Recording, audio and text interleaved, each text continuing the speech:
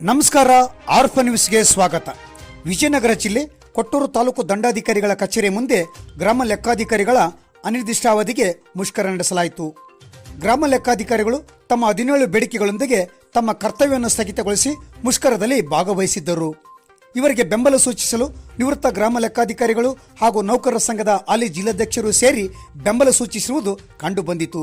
ಈ ಸಂದರ್ಭದಲ್ಲಿ ಮಾತನಾಡಿದ ಗ್ರಾಮ ಆಡಳಿತಾಧಿಕಾರಿಗಳ ಕೊಟ್ಟೂರು ತಾಲೂಕು ನೌಕರರ ಸಂಘದ ಅಧ್ಯಕ್ಷರಾದ ಜ್ಯೋತಿಬಾಯಿ ಅವರು, ನಮ್ಮ ವಿಎಗಳಿಗೆ ಸರಿಯಾದ ಕೊಠಡಿಗಳಿಲ್ಲ, ಸರ್ಕಾರಿ ರಜೆಗಳಂದು ಸಹ ಕಾರ್ಯನಿರ್ವಹಿಸಬೇಕು, ನಮ್ಮದೇ ಮೊಬೈಲ್ನಿಂದ ಗ್ರಾಮಗಳಿಗೆ ತೆರಳಿ ಕೆಲಸ ನಿರ್ವಹಿಸಬೇಕು, ನಮಗೆ ಯಾವುದೇ ಸೇವಾ ಭದ್ರತೆ ಇಲ್ಲ, ಹಾಗಾಗಿ ಜಿಲ್ಲೆಯಾದ್ಯಂತ ಮುಷ್ಕರವನ್ನು ಹಮ್ಮಿಕೊಂಡಿದ್ದೇವೆ ಎಂದು ತಿಳಿಸಿದರು.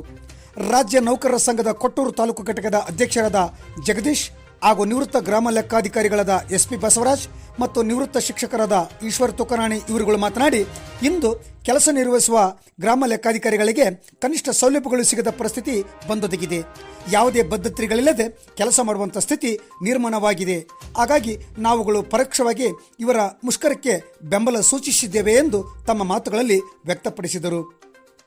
ಇನ್ನುಳಿದಂತೆ ರಾಜ್ಯ ನೌಕರರ ಸಂಘದ ಕೊಟ್ಟೂರು ತಾಲೂಕಿನ ಉಪಾಧ್ಯಕ್ಷರಾದ ಗುರುಬಸವರಾಜರವರು ಮಾತನಾಡಿ, ಮಗನಾದವನು ತಂದೆಗೆ ಬೇಡಿಕೆ ಇಟ್ಟಾಗ ತಂದೆಯಾದವನು ಮೊದಲ ದಿನ ಬೈದು ಸುಮ್ಮನಾದಾಗ ಮಾರನೇ ದಿನ ಮನೆಯ ಸದಸ್ಯರು ಹಾಗೂ ಅಕ್ಕಪಕ್ಕದವರು ಮಗುವಿನ ತಂದೆಗೆ ತಿಳಿ ಹೇಳಿ ಮಗುವಿನ ಬೇಡಿಕೆ ಈಡೇರಿಸಿದಂತೆ ನಮ್ಮ ಮುಷ್ಕರದ ಬಿಸಿ ನಮಗೆ ಬೆಂಬಲ ಸೂಚಿಸಿದವರಿಂದ ಹಾಗೂ ನಿಮ್ಮಂಥ ಮಾಧ್ಯಮಗಳಿಂದ ಸರ್ಕಾರಕ್ಕೆ ತಟ್ಟಿ ನಮ್ಮ ಸಮಸ್ಯೆಗಳಿಗೆ ಪರಿಹಾರ ಸಿಗಬಹುದು ಎಂಬ ಆಶಯವನ್ನು ಈ ಸಂದರ್ಭದಲ್ಲಿ ವ್ಯಕ್ತಪಡಿಸಿದರು.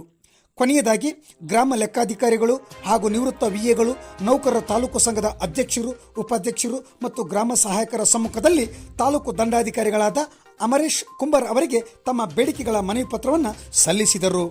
ವರದಿ ಮಧು ಬಾಬು ಹೆಚ್, ಆರ್ಫ ನ್ಯೂಸ್, ವಿಜಯನಗರ.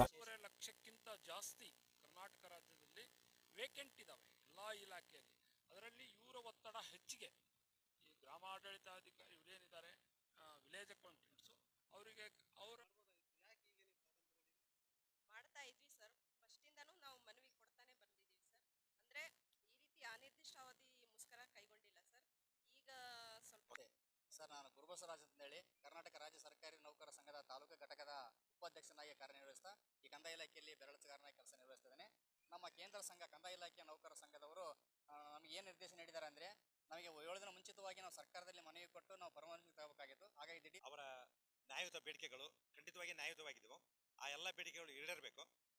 ಇಲ್ಲ ಅಂದ್ರೆ ಅವ್ರು ಏನಾಗ್ತೈತಪ್ಪ ಅಂತಂದ್ರೆ ಬಹಳಷ್ಟು ಸಮಸ್ಯೆಗಳೊಳಗೆ ಅವ್ರು ಅದಾರ. ಹೆಂಗಪ್ಪ ಅಂತಂದ್ರೆ ಅವ್ರಿಗೆ ರಕ್ಷಣೆ ಇಲ್ಲ, ಮೂಲಭೂತ ಸೌಕರ್ಯಗಳಿಲ್ಲ. ಇದ್ರ ಮಧ್ಯೆ ಈ ಒಂದು ಮುಷ್ಕರ ಇದಾಗಿ ನಾವು, ಯಾಕಂದ್ರೆ ಈ ಕಂದಾಯ ಇಲಾಖೆಯಲ್ಲಿ ಈ ಕೆಲಸ ಮಾಡಿ ಕೆಲಸ ನಿರ್ವಹಿಸಿದ್ರಿಂದ ಇವರ